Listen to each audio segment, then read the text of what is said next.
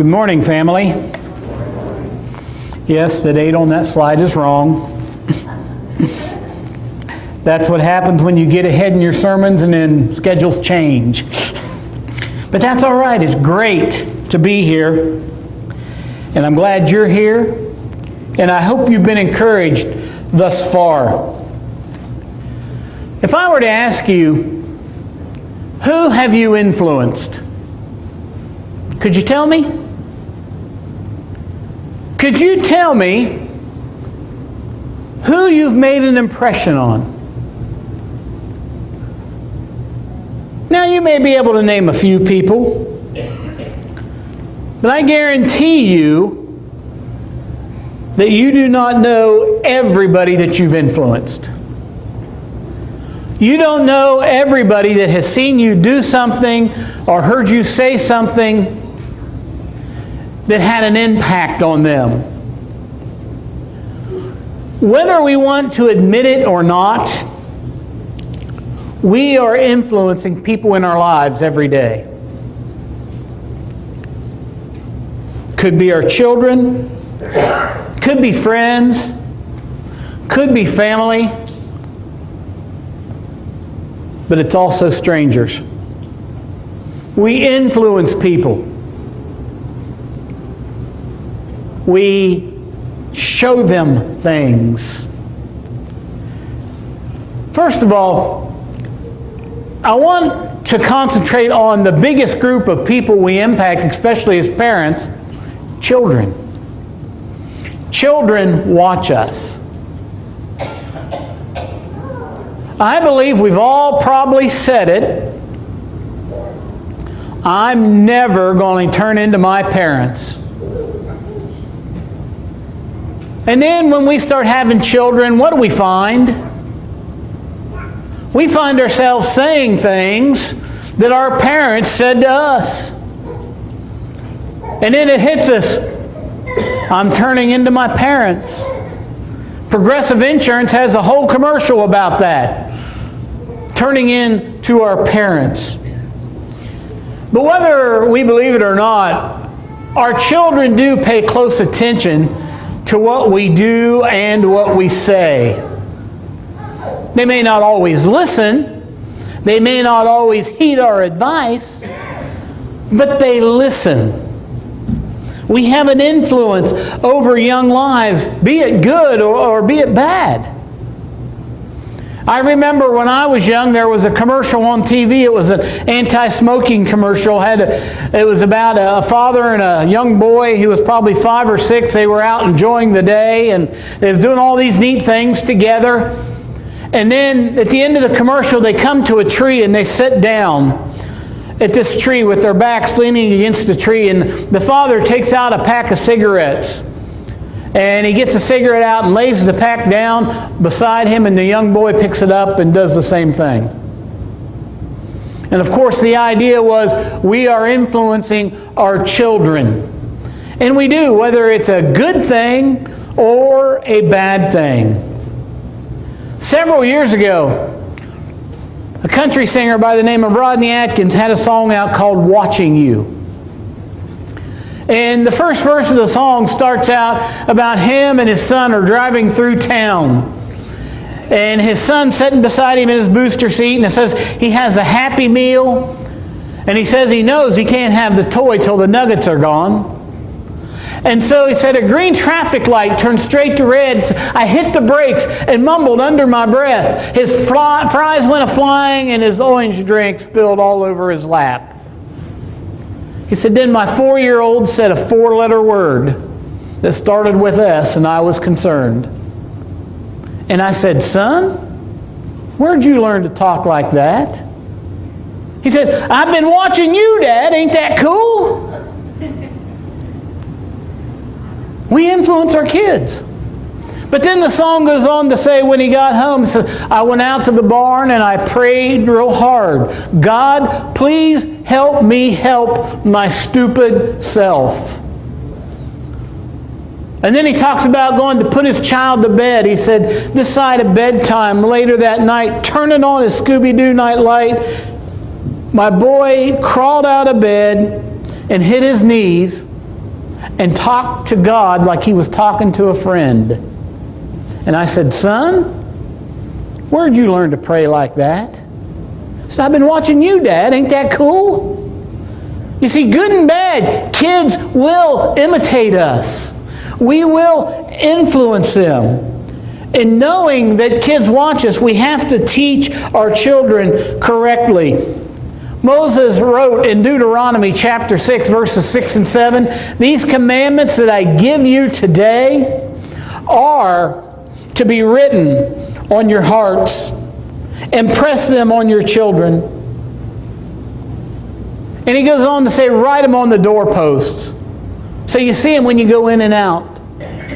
When you sit down to eat, talk about them. When you lie down at night, talk about them. He's saying that's how important these are. It's how important it is to teach your children. And of course, we all know Proverbs 22 and verse 6. "Train up a child in the way he should go. Even when he is old, he will not depart from it." Teach them what's right. Teach them to be obedient to God. Teach them to have that relationship. But not only our own children, but other people's children watch us as well. Especially if you're a Bible class teacher or a teacher in a public or private school.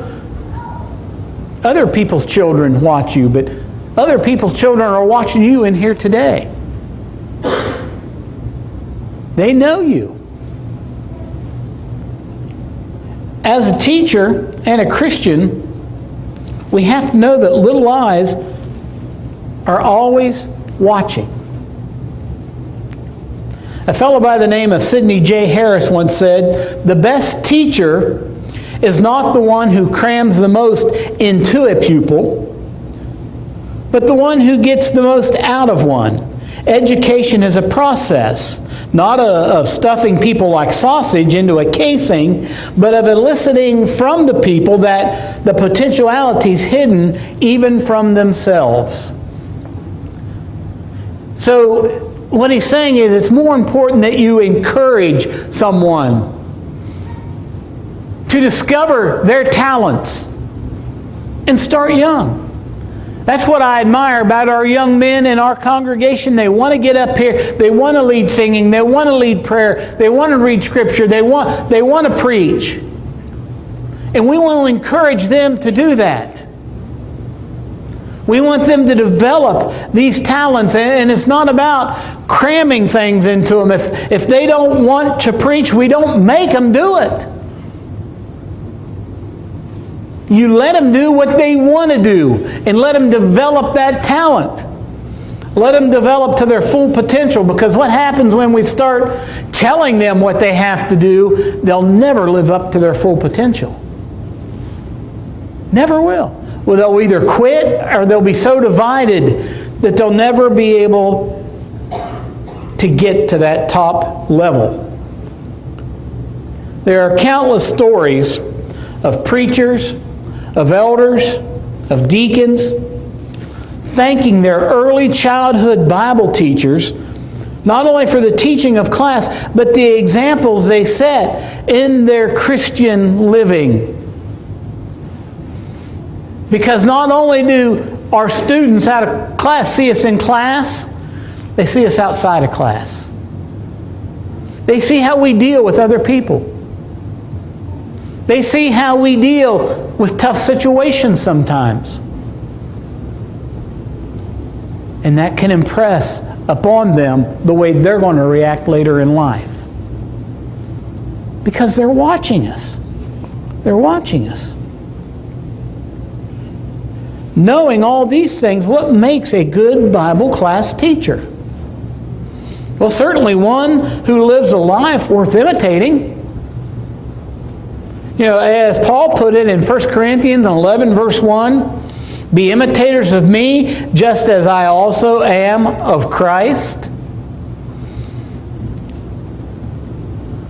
Because we're imperfect humans, even the most spiritual people sometimes have something we don't want to irritate. or imitate, excuse me, because it does get irritating. And that's what Paul says. Don't imitate me all the time, but imitate me as I imitate Christ, because that's our goal, to be Christ-like, not to be Paul-like. And so we try to live that life that's worthy of imitation, because a teacher affects eternity. He can never tell where the influence stops. Quotation from Henry Adams. You never know. You know, if you've been in the public school as a teacher and you ever run into your students, especially if you're teaching young kids, and you run into your students outside of school, how do they look at you? You mean they let you out? You don't have to stay in that classroom forever? That's how a lot of little kids think. The teachers are at the school. They're not at Walmart. You don't see them anywhere else. And so that's why it's important for teachers to always have that positive influence.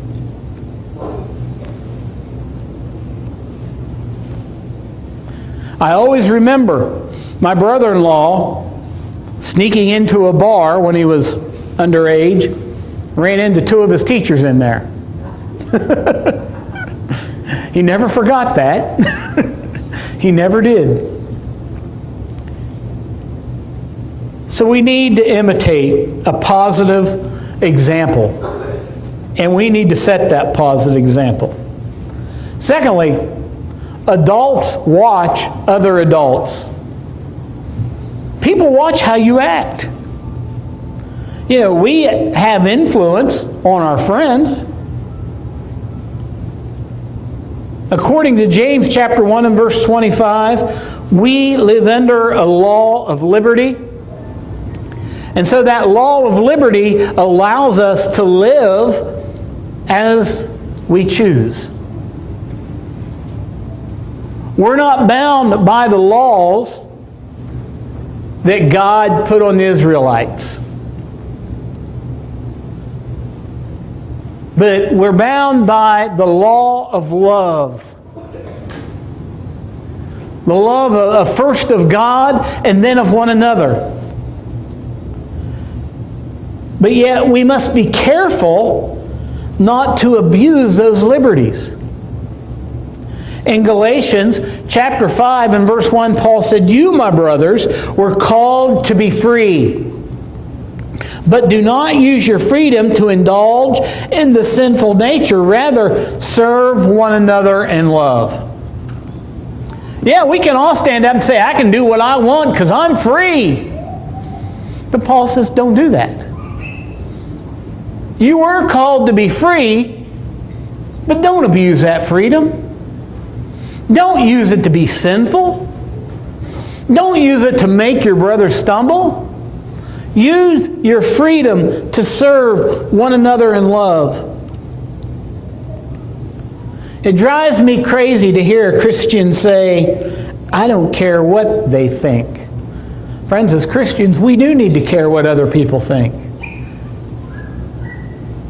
Because if they don't think I'm the light of the world, then I'm not doing what God's asked me to do.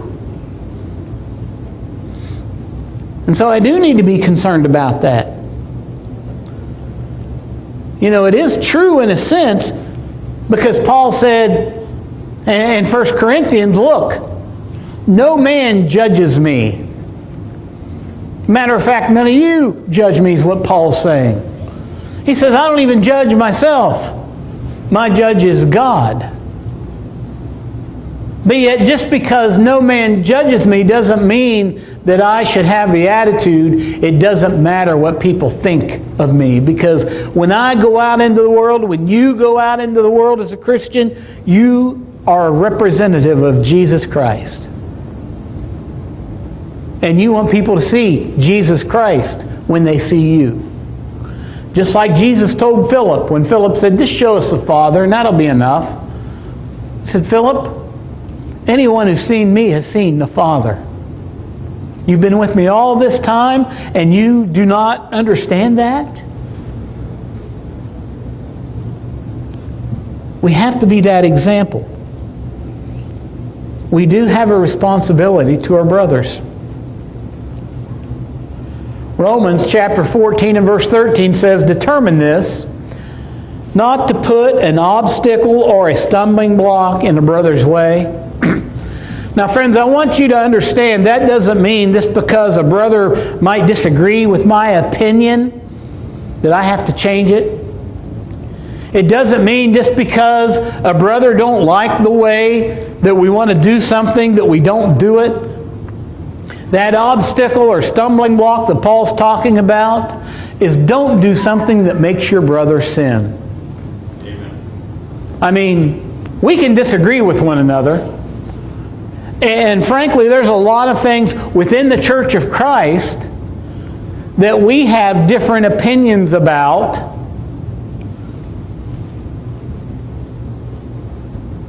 That doesn't necessarily make us right and them wrong.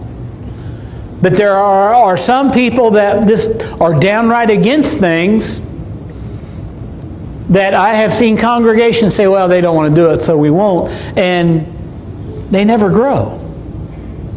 Because they're always giving in to the weaker brother.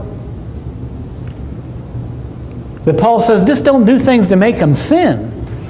I mean, intentionally, I mean, it's all right if you just want to make them mad. I mean, not intentionally, mind you. But don't make them sin. One congregation I preached at, we had one man that was dead set against PowerPoint. We never put it in. One day, Tammy and I we was taking a Wednesday night off. It was our anniversary. And he calls me, this man, because he had a friend coming in to do a missionary report. And he said, "Do we have PowerPoint?" I said, "No." I said, "You won't let us get it." Huh? I said, that's the big argument in every men's meeting when it comes up. You're always against it. Guess what we got the next week because his friend needed it? We got PowerPoint. But we wasn't allowed to get to paperless hymnal. That's a whole different story. But you think about this, I mean, it wasn't putting a stumbling block or an obstacle. He was just against it for some reason. For some reason. You know, what I'm doing may not be right or wrong, so to speak, in and of itself, but if it causes my brother to sin, then I'm wrong. We are examples to one another. Do you remember when God asked Cain, "Where's your brother?" Cain's response is, "Am I my brother's keeper?" God pretty plainly said, "Yes, you are." We are responsible for one another. Remember, we are a body. We are one. Paul, writing to Titus in chapter 2, verse 7, says, "In everything, set them an example." In everything.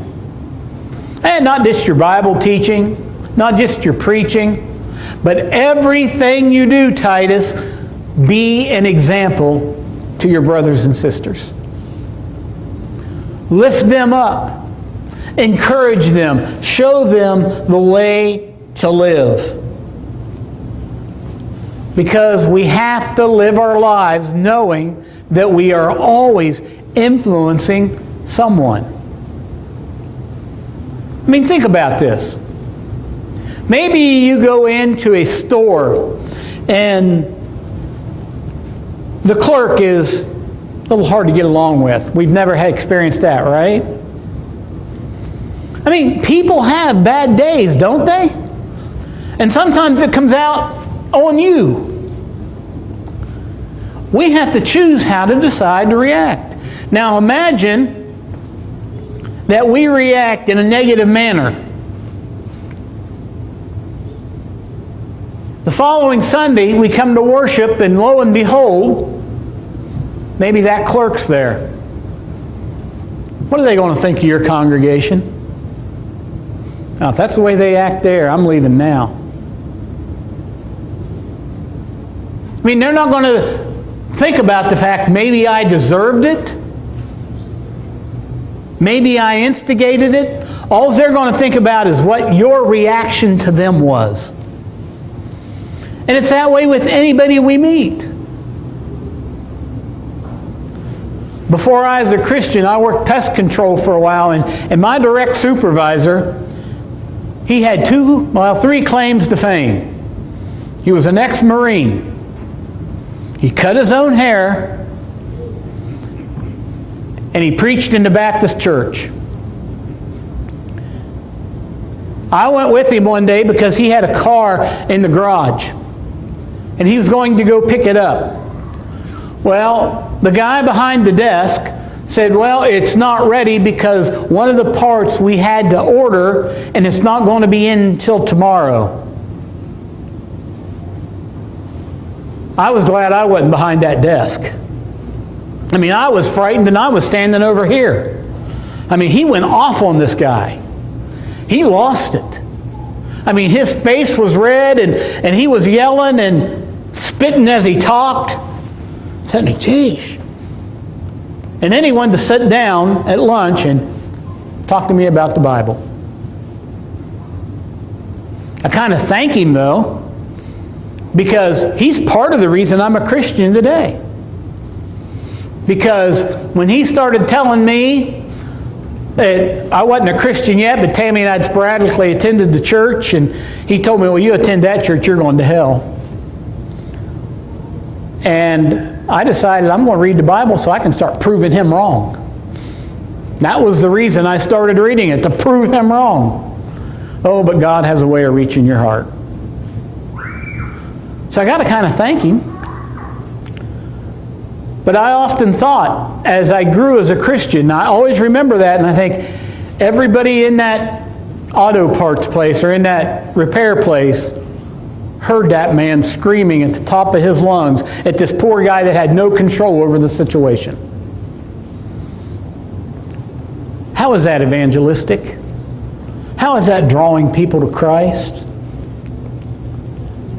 So we have to live our lives knowing that people are watching. So how do we do that? Well, Paul says in Romans chapter 12 and verse 1, therefore I urge you, brothers, in view of God's mercy, because God has forgiven you, to offer your bodies as living sacrifices, holy and pleasing to God.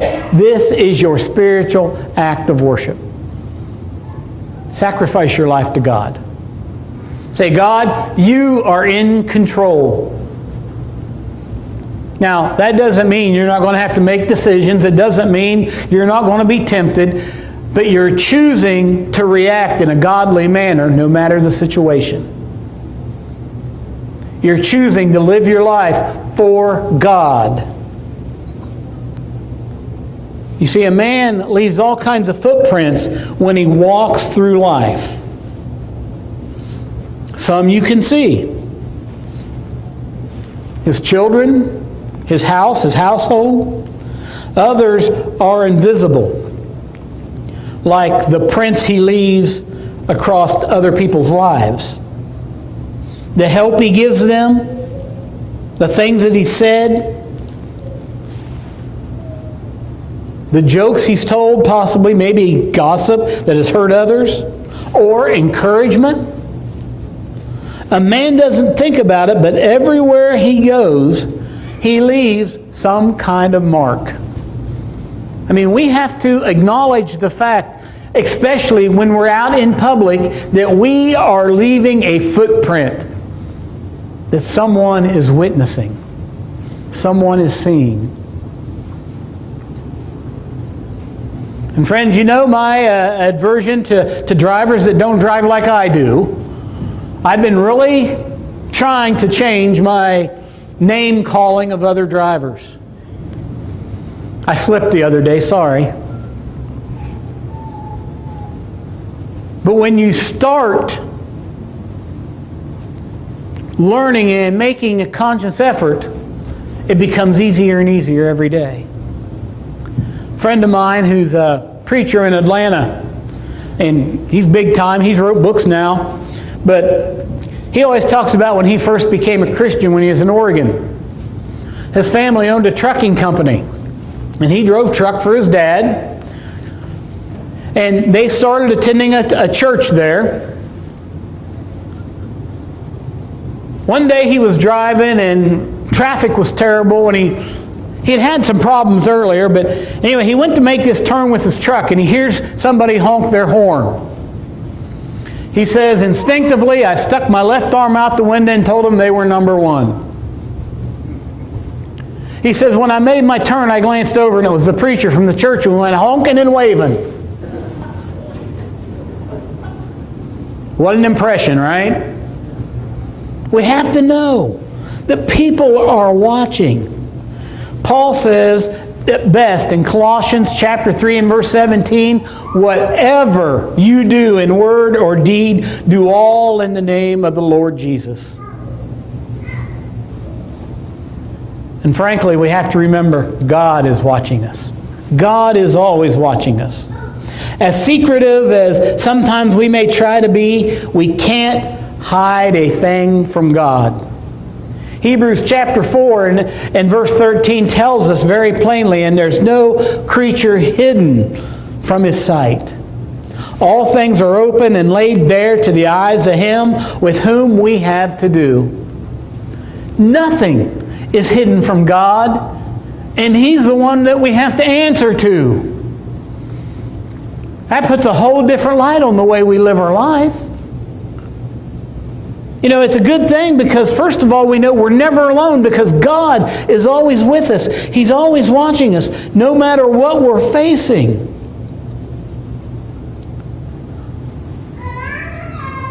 You know, recall the words of Jesus to several of the churches in the book of Revelation. I know your deeds. I mean, He knows what we do as individuals. He knows what we're doing as a congregation. He's always with us. God watches us as a loving Father who desires we do right. You know, so many people view God as an angry old man who's just waiting for me to mess up so He can zap me. Well, guess what? Who's here made mistakes in their life? Who's here been zapped by God when that happened? He looks at us as a loving Father, and it pains Him. And He says, just come to me. Just bring it to me. Let me deal with it. You see, He's revealed the path of righteousness to us and left it all up to us to follow. That includes, of course, praise to Him. Worship, like we're doing here and individually. But beyond that, it means living as God has called us to live. Remember Romans 12:1. Live your life as living sacrifices, holy and pleasing to God. Set apart. My life belongs to God. And that doesn't mean we go live in a nunnery or a monastery, because we're also told to go into all the world. It means live your life pleasing to God, but do it in a sinful environment. That's why we're holy. We're set apart. Be different from the world. If you go back and look at Romans 12 and look at verse 2, he tells us, transform your mind by not thinking like the world thinks.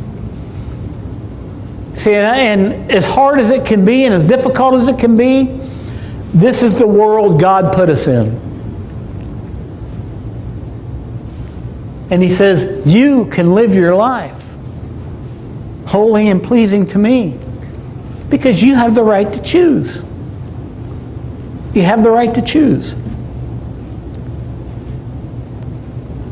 And of course, we do that by not allowing the world to influence us. Just look at Romans 12:2.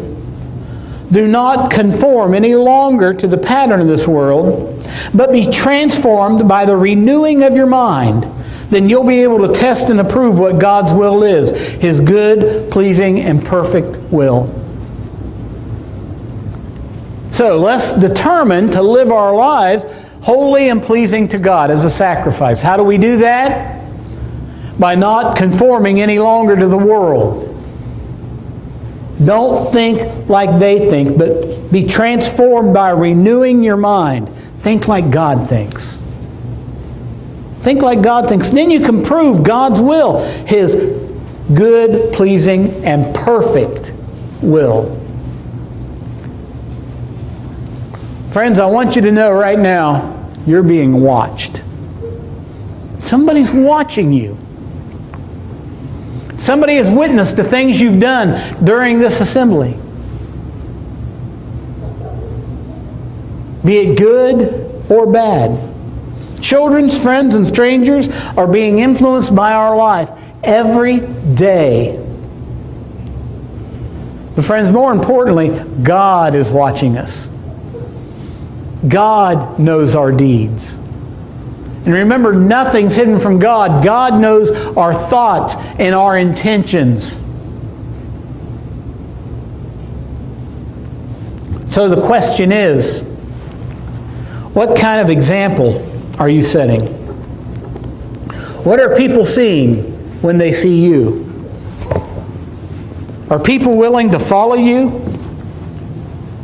Do they look at your footsteps and say, those lead to where I want to be? Because they're leading to the cross. They're leading to God. And I want to live a life like that. Or are they avoiding your footsteps at all costs? If that's Christianity, I want no part of it. I've heard that said because of the influence of some people. Friends, it's our choice. But you can't do it without God. I've had many people tell me, oh, I'll be baptized when I get my life right. You can't do it. You can't do it. You can't get your life straight without God. God says, bring it to me, let me fix it. And that's what He's asking you who've never been immersed for remission of sins right now. He says, you can't fix your life until you bring it to me. Christian, maybe you're struggling with something in your life. Take it to God because you know He can fix it and you know that He will. Bring it to Him. Maybe you need to respond publicly for prayers, for a physical ailment, for spiritual ailment. Maybe it's something you've been praying about and you just want your family to pray with you. We're willing to do that. But please respond to God in some way today to improve your life. Tell God you want to be an example worth following as we stand and as we sing.